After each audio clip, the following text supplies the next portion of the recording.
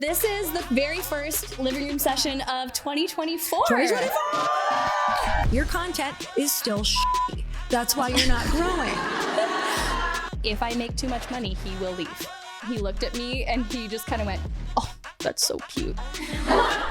What would I have to do in order to 10x my business? I wouldn't be doing any of the same things. She absolutely could have all over me. My next book. And shared things. I don't care if they don't like me, but I have to be me. We put our hands in. We're like, ready? And go. I want this big life, and it's also the thing I'm most afraid of. I roll in money with honey on. I'm just kidding. This is a year of like, let's go. Yes.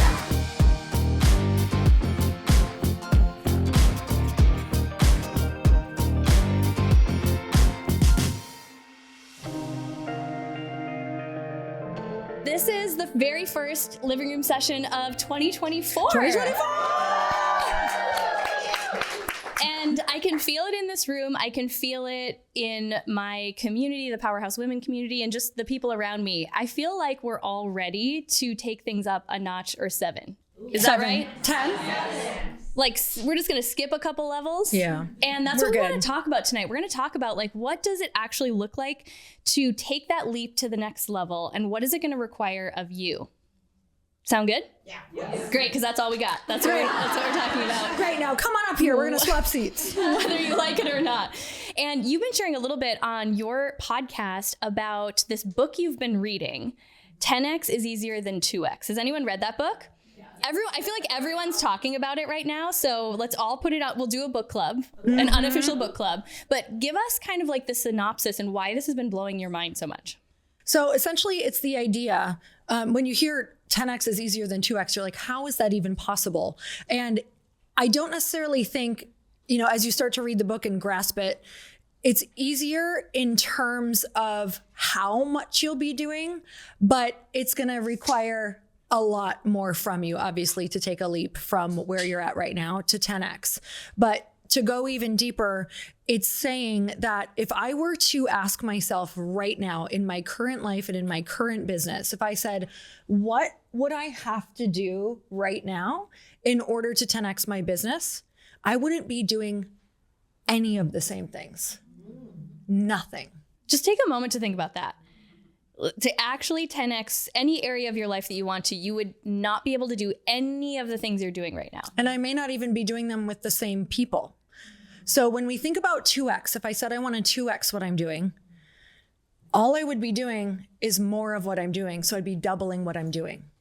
So doubling my time, doubling my effort, and I wouldn't necessarily be making anything easier. Would those numbers go up? Yes, because I'm doing more of it.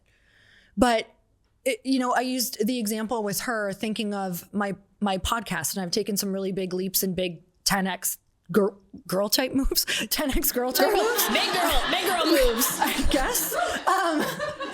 And I was thinking that if I would have just done more of the same last year, when you think about wanting to get more downloads or making your podcast bigger, could I do that with more podcasts per week? Yes, I could do that because my subscribers would probably then listen to those podcasts. But would that actually get me to where I want to go? It would make me a lot more exhausted, and it would make the content that I'm putting out less good. Like, it wouldn't make it as good because it would be diluted. Where if I just even said, hey, maybe I'm going to, there are people out there who literally put out 1 per month, but they make it so good and they put so much research into it that it's shared literally everywhere and it goes viral. So what's better? Having a 10X move where you go all in with, your time, your effort, your skill set. You have to become a different person that you aren't even right now. You have to have a new skill set that you don't even have right now. You have to acquire that. That's what we're talking about, is where are those places in your life that you can 10X something, or start at least every time you go to say, I want to grow this. What if instead of saying, what do I need to do more of? You say, wait, how do I actually ask the question, what would it look like to 10X this? Even if that's not your goal, even if you have the question of how could I 10X this, you're at least going to 3 or 4X what you're doing. So imagine growth like that, because it requires a completely different type of thinking rather than how do I do more of what I'm doing right now? This is a question I actually love to play with at the beginning of a year, at the beginning of a quarter. When I was running masterminds, we would often start with this question of whether it's the question of how do I 10x an area that I want to grow? Or you could take it in another way. You could say, well, okay, what's my goal for this year? A crazy audacious goal that I know is going to really stretch me. And then say, well, what would it look like? Who would I have to become? What would I have to give up to do that in 6 months? Or 3 months. It's all about asking ourselves questions that you get to that point that it does, for me, it makes me physically nauseous thinking of the things that I'm going to have to give up, because what I'm giving up is actually what has worked, what has actually gotten me to where I am right now, but that's not going to be what's going to get me to the next level. And there are these times that in a weird way, it's just easier to go for the 10x leap than it is to keep going along with the incremental growth, because you're not actually changing enough to see measurable results. And especially if you're a high achiever, any of those in the room? Let me see just like a show of hands. Just like everyone. Okay. Yeah. I saw the locked elbow. Yeah. It might even be that point where you realize you're getting a little bit restless with the pace of your growth, but maybe you've been setting 2x goals instead of 10x goals. So where for you, when we first started talking about this, where have you noticed this in your life, and what has had to happen? Like, have you had to add more or clear, or what is the process even looked like for you? Well, I haven't read the book yet, but already it's making my wheels turn, because last year, and we can talk a little bit about this. Last year, I just knew intuitively that I was supposed to be clearing space, because that is a piece of it, right? So if we're going to stop doing what we're doing now to make room for the new 10x actions that we need to do, sometimes there's this period of clearing space. And as you were talking about the book, I was like, oh, that's going to be what's required next. Is not just more, because now I'm kind of comfortable with the space I cleared. You're like, this is nice. People are like, I mean, at first I was like, oh, this is uncomfortable because I'm used to doing. But now I'm like, I really love the space that I've cleared. But I knew I was clearing space for what's next. So I think what it's going to be is looking at the specific areas we want to grow, podcast being one. And then I do want to recommit to growing my personal Instagram this year. And I know you had a real big focus on that last year, but we were talking a little bit I always call it the green room, the boho room at the Good Vibe Studios, about what got us, because we both had a lot of growth on our social media last year, but it can't be just doing more of the same. So maybe let's talk about that. Does anyone in here have a goal to grow one of your social media profiles? I mean, more visibility, having more people know about what you're doing is important, whether that's comfortable for you right now or not. So last year, you really focused on consistency. Yep. Talk a little bit about that and where that led you to, and what you're going to do differently now through this lens of the 10x instead of 2x. So last year, we both had a goal that started off, I think, in the beginning of 2023. Yeah. And we were both really frustrated with ourselves with not posting when consistently. We did our daily posting challenge. We're like, we tell people to do this all the time. And then we were mad at ourselves 3 days in. I was like, why did we do this? But it's like, we all have these goals that we want to grow and we want to get out there. And we also know that we have value to add and it feels really good to do it, but it doesn't necessarily feel good to do it every single day on your Instagram. You don't know who you are yet on it, your identity. Like, it's all very confusing. Yes? Yeah. Okay. Yeah. So last year, instead of going, oh, I want to grow this much, or, I want to come across in this way, or I want people to view me as the expert in this, it was like, okay, honey, why don't you just start with consistently posting and figuring out even how you can do that. So in the beginning of the year for me, it started out as the 30-day challenge. And I was like, okay, this is great. I posted every single day. And it made me realize to just not think about posting as much, to let go of all of the caring at all. And also to let go of if it has very few likes or not. And by the way, that's the game. One day I had a post that had 300 likes. The next day had 25,000. You can see it on there. So that is the game. You cannot care and you can't take it down either, because it doesn't matter, because one of the 300 saw it and it mattered. And those are probably the women who were in this room tonight. But if I kept taking my 100 down or my 300 down or whatever happened, you're then not consistent. You're then not hitting the people that you want. So last year was just consistency and learning the lessons of consistency. And then halfway through the year, when I felt really good about that, I was like, I need someone to help me kind of like arrange this, start posting for me because this is taking too much time. I hired a team for not very much money to just kind of walk me through like pillars and what that would look like, meaning what are like the 5 things I'm going to post every week? And let me see if I can remember them just to show you how easy it is. We came up with this idea of like, I think it's 4 higher self quotes, which are just like, if I was talking to myself, what would I be saying to myself? And for example, one of them is like, we're way too cute and smart to be sitting on the sidelines or something like that, like XO your higher self. Super basic. So I come up with 4 of those. Then I come up with like 6 normal quotes. And then we do reels from this content, podcast content. And then I think I have some other like lifestyle-y things. So it didn't feel overwhelming. It's like, oh, these are the things that I'm doing. Here's what they're going to process. Here's what is all going to go up in the 30 days. Great. Even though that still felt like a lot for me amongst a busy schedule, last year started to feel really good. And I had believed that Instagram could not grow organically. Like I really had that belief. So right now, question yourself if you believe that or not. And I had to go look at people who I knew were organically growing. And I was like, nope, it's still happening. Your content is still shitty. That's why you're not growing. You're consistent, but you want that growth and you're doing, I'm like, would you, every time I see content, I'm like, okay, girl, you're consistent, but would you share this? Fuck no, I wouldn't share this. This is terrible. So like, just be a little mean to yourself. Step 1. Step 1. And I laughed at it. I was like, oh shit, that's bad. Okay. So. But it's honest, or whether or not it's like actually looking what is getting traction and what's not, yes. Because that changes. Yes. So one of the things that I'm hearing is, do an audit. Like if it's an area that you want to grow, get really honest with what's working and what's not. Have someone else give you honest like the person who's going to be honest and not just be like, it's cute. It's so cute. But when you look, it's not actually performing at the level that it needs to. And I think that is such an important step 1 if you're looking to 10x an area. Okay, yes. So that was my first year. So quickly onto this year, it is, I want the content to be better. I'm like, you got the pillars down, you know what you're doing. I want my content to look better. So I'm doing a rebrand right now that I now feel ready for. I'm very glad I didn't do like a full rebrand while I was figuring it out. You guys, you feel sometimes like you want to do it all.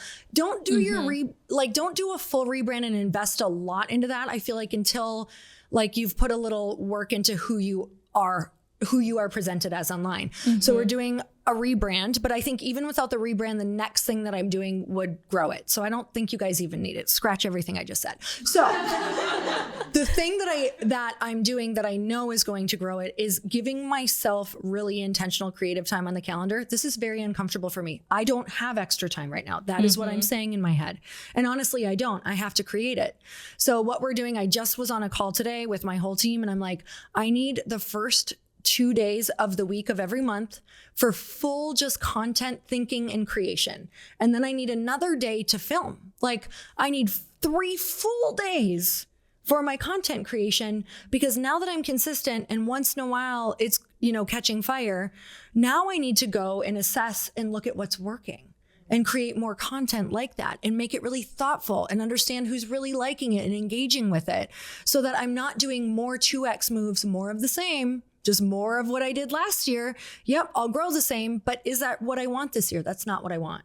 So I'm putting those 3 days and then every Monday we're working really hard to make those no meeting Mondays and creation days. Now that will mean that Tuesday through Friday, and I'm working weekends right now, which I'm literally saying in order to get things done, like this is what it has to look like this year to do a 10x move that will then free me up and be where I want to be a little bit down the road. So those are the things that are not comfortable. They feel terrible. It's something I've never done before. That's a skill set that I've never done, is really like research and find out what works and take different courses on it. But that's what I'm doing this year. And then there's the whole issue of the time. So if we're adding in new commitments, new habits, because it takes a lot of time to create social media or whatever kind of content we're creating, podcast content. This last year, which it's starting to roll out now, we committed to like really going all in and elevating the visual look of our podcast. So you can now catch these episodes on YouTube as well. Yes. So excited. That was a very unenthusiastic response. And they were like, yay. What's YouTube? I'm like, you guys, and that for me was something that I was surprised how much that brought up. Because there's more thought that goes into picking out an outfit, getting hair and makeup done, where it's these little things that we don't think about. It's pretty terrible. When you see people... Really? It's really a lot. It's really when you a lot. see people that are, and I'm not saying it has to be so polished and so professional, but that is one way that we can really level up just the value of our brand is investing more in the visual aesthetic, in having professional teams help you where it's appropriate, because all of those things, when combined, it makes new people who are coming to your profiles just at first glance be like, oh, this is someone who's investing in their brand. So when I think about like what it's really going to require, where I sabotage myself, and then I would love to hear yours, is I think about all of that. I will make the most beautiful list. Sometimes it'll even be color coded. Yep. I have all those different colored gel pens. Yes. And I will map it all out. But then in actuality, what I struggle with giving up is delegating more in my life, in my team, so that I have time to invest in the area that I want to go all in on. That's been a huge reorganization with this new like reinvestment in the podcast. Natalie on my team is smiling back there. My team knows. And when we talk about like, you're not going to be able to keep doing things the way you've been doing it, it really challenges my identity in a lot of ways, because it's not just, oh, I struggle to give things up. It's deeper than that, because it's this worthiness of, well, I don't want to give away all the tasks that I don't love doing and have someone else do that so I can work on things that I love. That feels selfish. So it's really looking at like, what's the mindset underneath where we may struggle to give up what we need to give up. And again, the things we're giving up now are our qualities, their habits, their thoughts and beliefs that have made us who we are. So it's easy to talk ourselves into why we should keep those around. So where I really go to sabotage myself is not making time. We just had a whole call, our team call on whatever day it is today, yesterday. I'm like a couple days ago yesterday, about one of the things that I'm really committed to is showing up more on my Instagram, like Instagram stories specifically, face to camera talking. And I realized one of the reasons I don't do that is I don't like to get ready every day. Now, I know all of you would love me just as much if I show up makeup free, but I don't.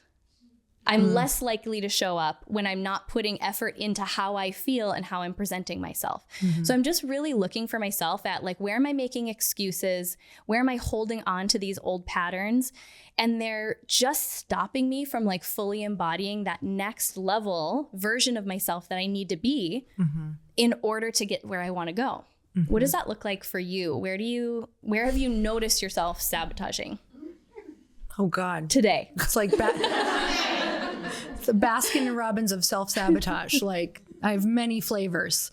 There are so many, but right down to getting ready. That's been really huge. And I have noticed, I did a social experiment last year of getting ready compared to, if you scroll back 2 to 3 years on my Instagram, I was always on there, never ready. And actually, if you look at my podcast, you guys, I was showing up with big guests with like a top knot. My makeup was kind of runny from the day before, or if I even did makeup. And I was like, what was going on with this girl? Now, was it self-love? Because I was like, no, when I was doing it, I was like, I love myself so much. I don't care. I don't care who I get on with. I'm very comfortable with myself.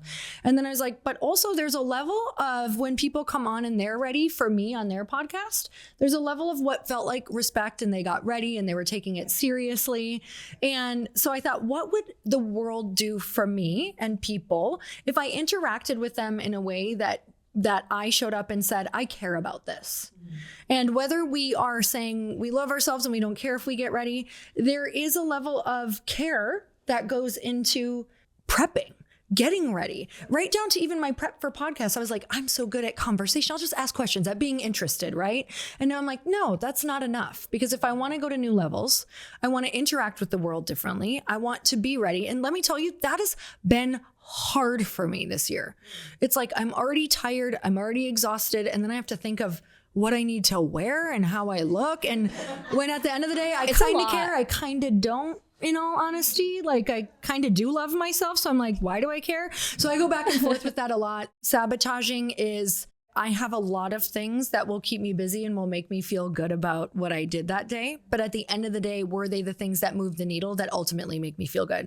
So while I'm really good at being busy, it is not the things that, like, I'll fool myself momentarily, but ultimately I get really upset with myself because I'm not being the woman that I know that I'm here to be, like the person who can do better. Where I think everyone in this room, like, your half assiness is still better than most people's full throttle ass. So both cheeks. Like, you can just dip one in and it still looks real good.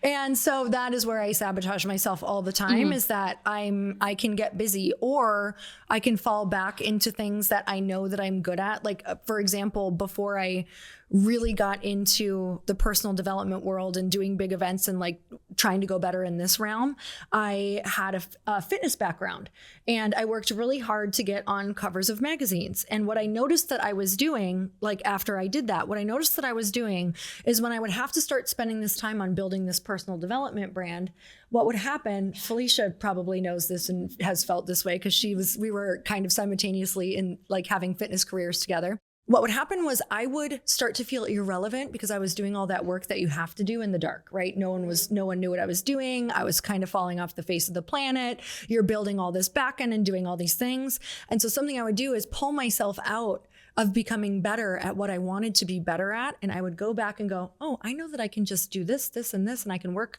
over here for a little while and get this cover. And then I'm relevant again, but I'm relevant in the space I don't want to be relevant in. Mm-hmm. With the same people going, wow, you're so amazing, but not what I want at all.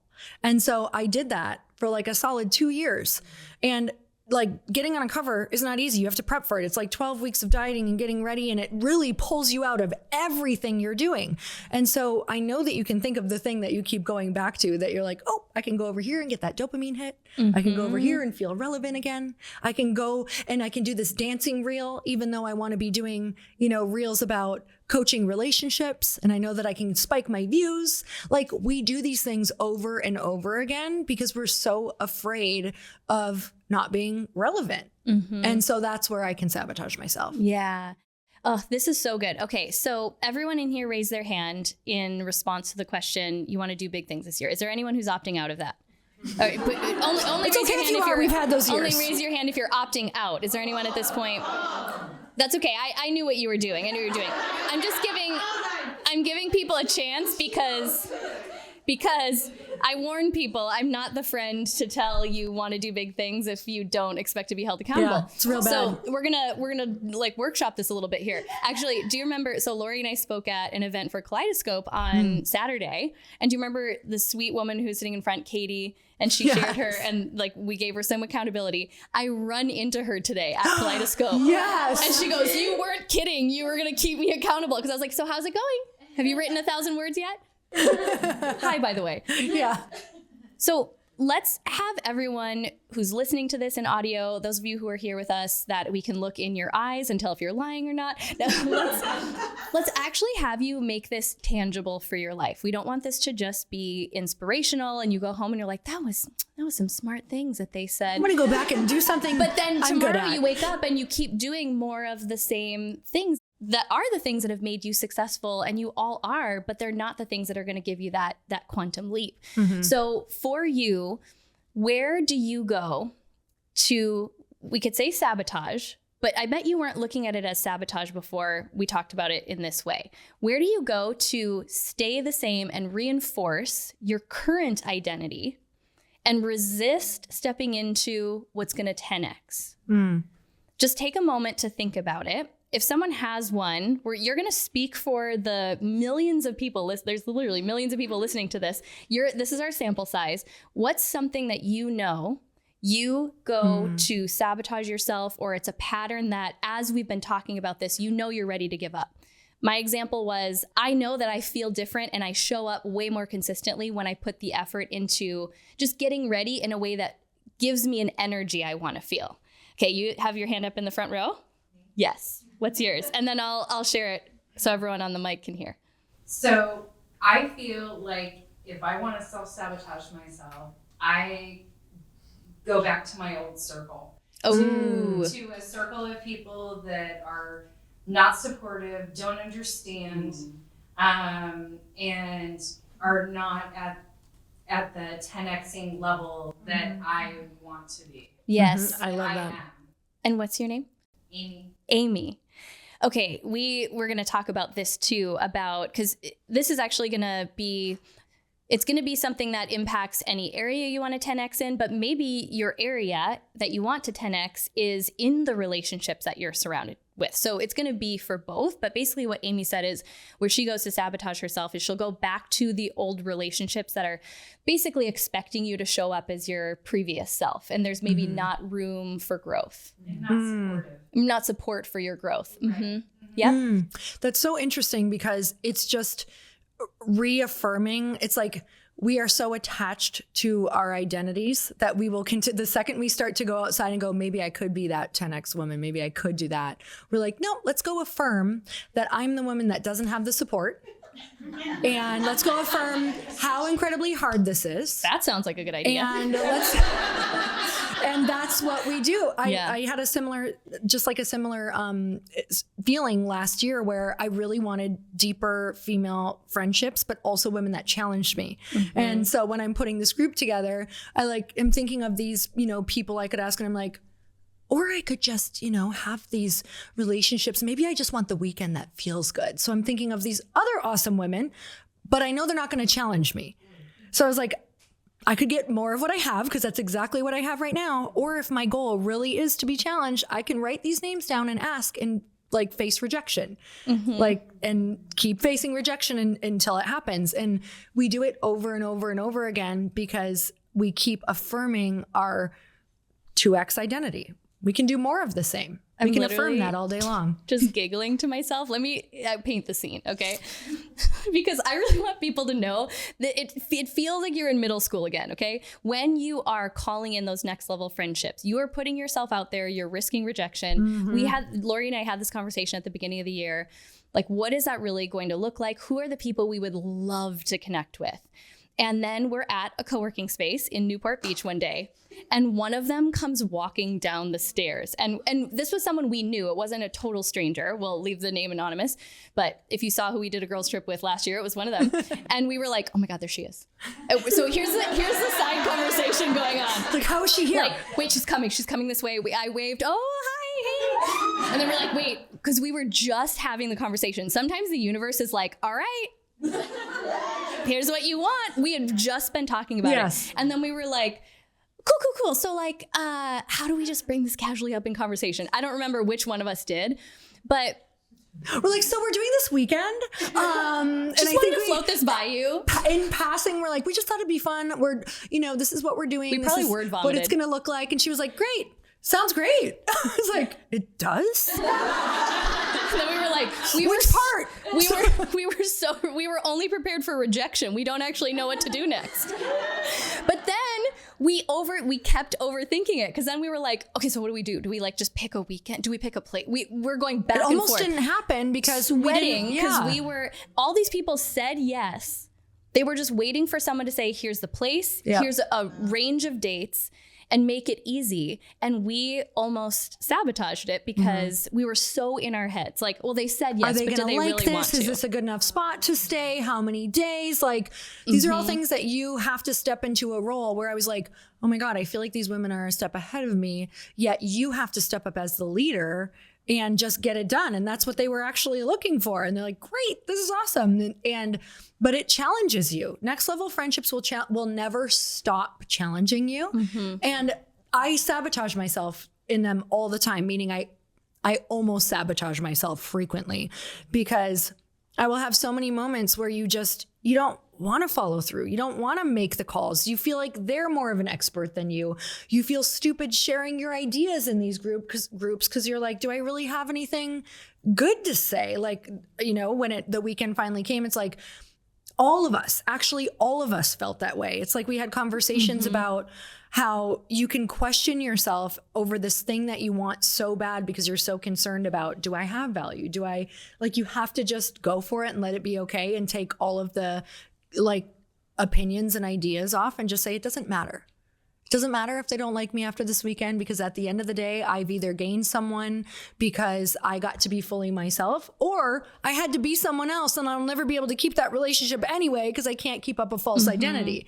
So that actually was one of the most freeing experiences of just saying, we shared a room and it was like, okay, here's the deal. I don't care if they don't like me, but I have to be me. We put our hands in. We're like, ready, go. And go. At least we have each other. Exactly. But that is what it has looked like for both of us to start stepping into some of those friendships. And it starts by coming to events like this and noticing where there's just a natural energy connection with someone who seems to have similar goals. And when I was really ready to start expanding, it was actually roundabout how we ended up reconnecting. I committed an entire year to putting myself in really uncomfortable rooms that stretched me financially. Either I was like investing to be a part of groups, or it was inconvenient. Like I had to leave my house. Horrible. Put on clothes. Nightmare. But, travel and all those things that challenge that part of us that thinks like, oh, I'm so important. If I step away from my business for 3 days, everything will come crashing down, which if it does, then that's a real lesson problem in itself. Yeah. Right. But it was making that my commitment for an entire year. And as I started to really think about who I wanted to call in, the second thing was I had to start looking at, well, am I showing up as an energy match for these relationships that I want to call in? Am I holding myself accountable? Because I can't just expect for these new high-level friends to hold me accountable. Am I doing what I say I'm going to do, whether or not people are holding me accountable? So it's just really looking at, I love what you said. It's like really looking at who I can get away with being, that 60% that I can play at, and it'll look like other people's 100. I have to be really careful of that because I get really frustrated really fast when I let myself slip into that mode. So it's constantly this practice of asking myself, where am I only one cheek in instead of like full ass? Or am I half-assing? Just like full throttle assing. Full throttle. Oh, that was it. Yes. And realizing that there's seasons for it. So last year was a season of scaling some things back, not necessarily doing less in terms of how much I was working, but doing less things, letting things go so I could create more space. But this is a year of like, let's fucking go. Yes. And I'm not alone. Not alone. Okay. So I want to know, is there something for you that is like a scary thought that you haven't said that you're thinking about that would be like 10x Lindsey this year that freaks you out? You make me say it out loud? I don't think I've asked you this yet. Well, like for this year? It could be the next 2 years. It's like the more you do, the more you understand some things take a little time. So I'm going to let you do a little bit of a setup here, but I need to know 10x 2025. Well, I do feel like there's this very real part of me that feels safe playing small. And for me, the level that I'm playing at is still small, meaning I just know there's a lot more. I know I think what it really comes down to is cultivating a bigger platform. So bigger platform on social media, more visibility, podcast growth. I can feel it energetically that I keep it small. I remember feeling a shift I was sharing with you after the Powerhouse Women event this year. That always tends to be a level up for me in terms of like identity, just the prep work that I do going into it. And immediately after the Powerhouse Women event, yes, there's always a little uptick in social media and things like that, but nothing changed. I was posting the same kind of content on both platforms. And all of a sudden, we started to grow by like 1,000 followers, sometimes a day. I doubled my personal Instagram following from August to like the end of the year. And it was literally an internal shift of saying like, okay, I'm ready for like a little bit more. But then I started to sabotage because meaning sabotage, I wasn't showing up as much. Granted, the end of the year is a time that I like allow myself to go a little bit more inward. I'm not as focused on posting and things like that. But part of it too was a little bit of like, now there's more people. Like, what did I think was going to happen? Exactly. So like, there's this part of me that I do feel like the platform that I'm creating and just the way that we have this ability to highlight women and what they're doing, why wouldn't I want that to grow? But I have some resistance still that I'm working through, that when you were talking about the 10x is easier than 2x, I think it's because I've been going for 2x growth. And it is going to require, I think and this is almost what feels scarier because it's like an identity level. I'm uprooting pretty much everything with how I operate. That's another conversation for another day. Beliefs that I've held my entire life. I'm just reevaluating, I guess, and deciding what stays and what goes. Everything about the way I show up in my marriage, which I've been married for 13 years. And I think when you're in a relationship with someone for so long, then you end up reinforcing each other's comfortable behaviors. And Definitely. like Elliot and I are amazing, but like I know there's so much more for both of us. And I see the places where we really reinforce each other staying in our comfort zones. Same. I'm a real treat to be married to. No, he really does. He appreciates it because it's like when you know you have more within you to give, that isn't comfortable for very long if you're playing smaller than that. So I think my area this year, and I feel myself like turning red even saying it, that's how I know it is like what needs to be removed in terms of beliefs that I have about myself, about whatever it is that's standing in the way of being even more visible, creating a bigger platform for the work that we're doing. And it requires just this comfortability with being seen on a much bigger level, which then will lead to other things that I believe are for me, like another book. I really believe like some kind of media opportunity, TV show, or probably something that doesn't exist yet because TV sucks. I don't actually like to watch TV, but some kind of bigger media platform for highlighting women. And that feels scary to say because I don't even know what that means, but I've had that vision for a few years now. And I'm the only one keeping myself out of those opportunities it's like, we've talked about this before on the podcast. It's like, are they just going to show up at my house like with Publishers Clearinghouse balloons and say, I think we want to give you a TV show. No, people need to see me doing Where were the 80s things. when we need the 80s back? We really do. But people need to see you doing the things that you want to be known for well before you're given the bigger opportunities to do the things you want to be known for. Oh my God, I have so many thoughts around this. I'm sweating. I was sweating too during that. I don't know if it's hot in here, but I am sweating profusely. Okay. I'm also wearing natural deodorant that doesn't stop the sweat, so it is dripping a little. That's why I was sitting here. I was like, and we're going to sit like this now. Okay. We get a fan. Could we get a fan in here? So couple thoughts around that. You made me really think about, you made me think about the conversation. I think we looped you in on this with Kelly Koosman, where she was kind of stuck in a problem in her business, like a current problem that was very real that she wanted to figure out. And it felt like a big problem, right? Think of a problem that you have right now that feels like a big problem. And she had talked to a mentor who's been like a part of Dry Bar and Summer Fridays, and this guy who's like this incredible CEO who's definitely seen problems, right? He knows what a big problem is. And he was like, okay, so if you were operating $1 billion company like you want to, like you would dream of, would this be a big problem? And she was like, no. He's like, okay, so approach everything with saying, is this Is this a big problem? Like, is this your identity around this? Are you somebody, if you were someone who could hold the energy of a $1 million company or a multi-million dollar company, would you identify this as a big problem? And it's kind of like jumping into your 10x self, looking at your life and going, are these problems 10x problems, or are these tiny little baby problems that actually don't matter in the grand scheme? And, really needing to think in terms of that. And then I had another thought around identity when you were talking, and I was trying to think back to a moment where we're thinking of this woman that we want to be, but we haven't fully allowed ourselves to step in or immerse ourselves into it because we're not her yet. So it's really hard to feel that way sometimes.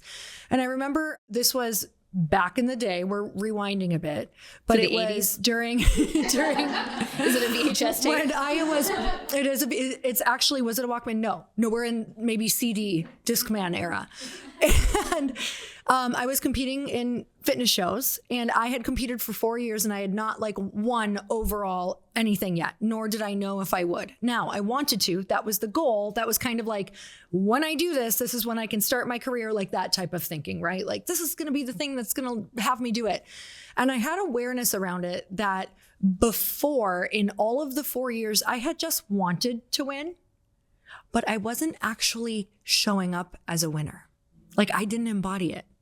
And I'll tell you that literally, I had this epiphany probably 6 months. I started to think of this, I started to become aware that I wasn't really saying, am I showing up as a winner? Can I see myself actually winning the thing? And I remember it was literally 1 week before I went to go compete, and I was 4 years in, and I was kind of I'm getting up there with my amount of years I'm getting in, and all of my, a lot of the peers that I'd competed with have won and gone on, and they were on all these covers and doing what I wanted to do. And I was you are going to see yourself win. That's all you're going to do. You're going to be the girl who wins. You're going to see yourself winning. You're going to embody it. You're going to walk around for this next week you've already won it. I picture you with a championship belt, even though they don't give those. Just wear all that. I should have done that. And I remember the night before I went on stage, and I was competing in 2 different categories, Ms. Bikini Universe and Ms. Figure Universe. And I was competing in 2 categories, which is rare. And the night before I just did this, I let myself for 2 hours see myself winning, crying, collecting the flowers, feeling it, all of the things. I won both categories the next day. And had that ever been done before? That had never been done before. And it was so visceral. And I was you will never not show up as the winner again. Mm-hmm. And I realized though, that I had never allowed myself ever to be the winner. And so where in your life are you not allowing yourself to actually be the winner now? I had the visceral moment of I was doing I really started diving into some personal development work, starting to read books and understand it. And it was the moment of, if you're not her now, you never will be. You have to feel like her, act like her. And honestly, nothing changed after that. But what did change is that I knew that I could embody her at any given time. And I do that all the time now. Okay, where are you not feeling like her? How can you make sure you tap into her? How can you show up in her as her in your relationships or in this room tonight? It's very real, you guys. The women who embody their future selves and the women that they want to be will go home with numbers. They will be the people that people are attracted to. And you can watch it in different rooms. It's the woman who's this is who I am. It doesn't matter what happens in here. I love who I am. I'm the future version of me, even if I don't have whatever accolades or titles that I need. It's showing up and embodying that. And it won't last forever. Trust me. You won't feel it all the time at all. But if you walk into a room like that and you visualize it at least once a week, if not once a day, things are going to totally change for you. Mm-hmm. And that is the work, And then it's when you ask yourself that question, okay, how does she show up? What does she do? What are the habits that she's committed to? What is she not doing? And then putting that into practice in your daily life immediately. Mm-hmm. The faster that you do, the faster we really do collapse time and we step into that version. So I'm not going to let you off the hook. What's your big, scary next 10x leap? Well, in all honesty, this is an interesting one for me because I'm in a 10x leap right now. Yeah, that's true. So I guess the 10x leap is now I kind of like did the initial leap into this new company and pivoting and getting it all together. So I guess this particular leap this year, I'm allowing myself to settle into the leap that I just took. And to also, I want to get ahead of it though. I was talking to you where it's in the green room, talking about what would that look like in terms of if I really was thinking as someone who right away in this new company was going to 10x the business. And I know that it's either going to be really figuring out obviously how to get cash through the door, which we're creating this like really epic ambassador program that's really in depth and it's very complex, which is awesome. I'm just very excited for everyone who's going to be a part of it to get money through the door. Or is it to do something I don't want to do that's always uncomfortable for me and to raise money again, to hire someone who knows how to take where I'm at and 10x it rather than me for the next 2 to 3 years, like learning, getting to understand things, figuring it out and being like, oh no, I feel really good. Like I understand. That's not how a 10x person would think. They would go, and I got to talk to somebody who has incredible companies who went the slow route first and then started to understand how it works to quickly accelerate your business. And she was like, now when I start businesses, I raise enough money so that I can go, who are my big hires who are going to take the most money, who have done this before, who are going to completely cut the time on my path.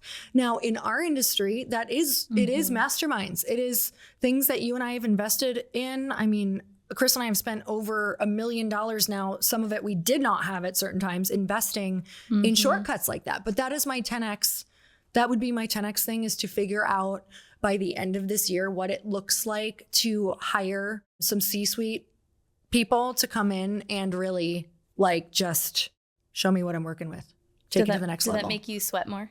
I'm super sweating. Dripping now? Yeah. That's how you know. That's a good litmus I'm test. actually very excited about it too, though. Yeah. Like, it freaks me out, but I'm also very excited about it.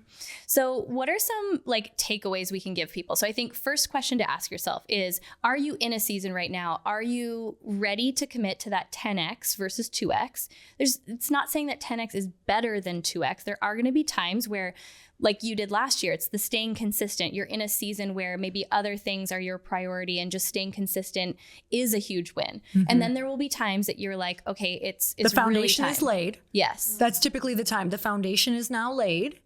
I've got this under wraps. Now I can take this on. That's typically my sign, is like, okay, I've got these things. Knowing which season you're in, and then choosing what is the area that you are going to go all in and create that 10X growth, and then doing an audit. What has gotten you to where you are now? And what are the things of that list, probably the entire thing? How are you operating? What are you doing day to day? That entire list, consider that entire list is going to have to change in order to create that 10X leap. And start to pay attention. The people who have 10X results from where you are right now, how are they showing up? What do their teams look like? What are the masterminds and things that they're investing in? Who are they surrounding themselves with? And start to notice where there are gaps, because that's for me where I started to implement the things that became those 10X actions. And it actually made it easier to let go of the things that I was ready to move on from. The habits, even some of the relationships that just weren't meant to come with me into the next season in the same way. Doesn't mean that they were relationships that I retired completely, but it just really helped me see that if you are someone who just has that burning desire in you, you know you're supposed to do something really big, that feeling is not going to go away. And the longer you resist it, you're all averting my eyes right now. But the longer you resist it, the more it's going to eat away at you. And then just be ready, because sometimes the 10X shifts come in ways that we didn't expect. But if you're setting your sights, you're really embodying that next 10X version of yourself. Trust that what's being cleared from your path is meant to be cleared, so that you have space to start adopting new relationships, new courses of action, new ways of being, maybe even new team members. Maybe someone leaves a team and then you're like, oh shoot, I thought that person was coming with me next. Every time that's happened for me, it's been for my good when I look back in hindsight, but it doesn't always feel like that. When you are declaring a quantum leap, sometimes it gets like, I imagine people going into space. You know, there's that part where they're like, their face is like plastered back because they're moving so fast. It's probably uncomfortable. Yeah.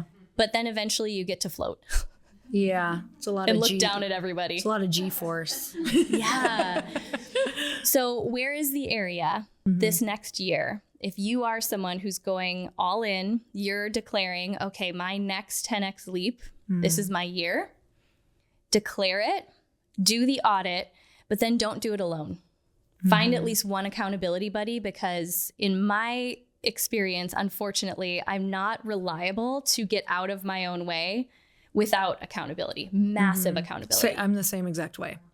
I will continue to go back to because those relationships feel good. They're never, okay, some are bad, but most of them are not bad, right? We just have to reorganize our expectations around every relationship in our life and know, like, these are the people that I feel comfortable around, which I just want to point out is super important. Like, sometimes you need to just feel comfortable around people and not feel like you have to grow and be on and all of the things. But you also need the other things in a major way. And if you want to grow, you have to be around the other people more frequently than the comfort people, right? So I'm so grateful for you. And just that I know that I can, you know what's interesting about a relationship? So I do think there are those people I can be comfortable around you, and I also am challenged. So it's a really interesting and also awesome. And I think that's a lot of you in here who, like, yes, there are those times where it's like, it's okay, girl, you've grown a lot. Like, let's just chill for a while. like, let's go to Cabo and relax and not talk about business at all, even though you will. Always. But I think that's what's so cool about this room and these relationships is I think that we are kind of all on the same page with that.